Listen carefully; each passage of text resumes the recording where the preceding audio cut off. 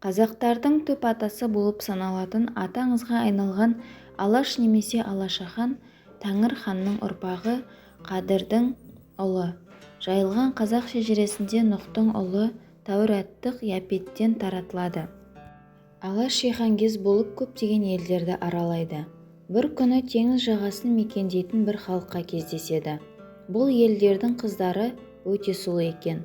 Алаш солардың біреуіне үйленіп, әйелін өзімен бірге еліне алып келеді. Алайда келіншек тек теңіз адамдарының тілінде сөйлейтін болып шығады. Сахара жұрты бұл тілді білмейтін. Алаш оған өз тілін үйретпекші болғанымен онысынан түк шықпайды. Әйел де бұларды түсінбеген соң ешкіммен араласпай, өзімен өзі жүреді. Олар тұратын ауылдың адамдары Алаштың әйелі мылқау екен деп ойлап, оны жайына қалдырады. Осылайша екеуі өмір кешіп жатады. Теңіз қызы бірте-бірте кең байтақ дала ауылына бауыр басады.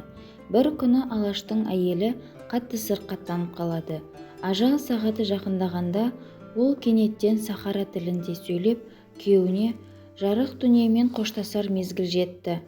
Мені жерлегеннен кейін биенің кешкі сауынынан соң сен моламның басына кел.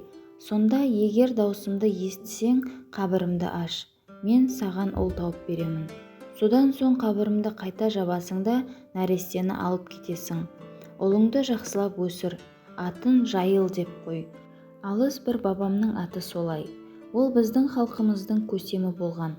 Менің тағдырымды кесіп пішкен де сол дейді. Сенің ұлыңның ұрпақтары айбынды әскері бар үлкен халық болады. Олардың арғымақтарының тұяқтарынан ұшқан шаң күннің бетін көлегейлейді, дүсірінен жер қайысады. Сондықтан осы баладан тараған ұрпақ бүкіл жер бетіне жайылсын деп нәрестенің атын Жайыл қойдым. Жайылдың кіндігінен жалғыз ұл туады.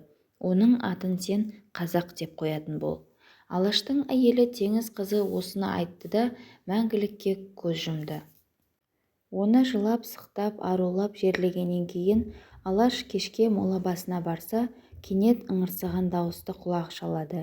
Жалма-жан қабірді ашып жіберсе, шынында да өлген әйелі ұл тапқан екен.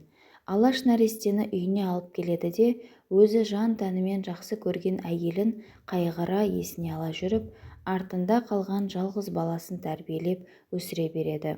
Жылдар өтіп, Жайыл немесе Жайылған ер жетеді. Бірақ оның да жалғыз ұлы болады. Марқұм әйелі өсиет етіп кеткендей, баланың атын Қазақ деп қояды.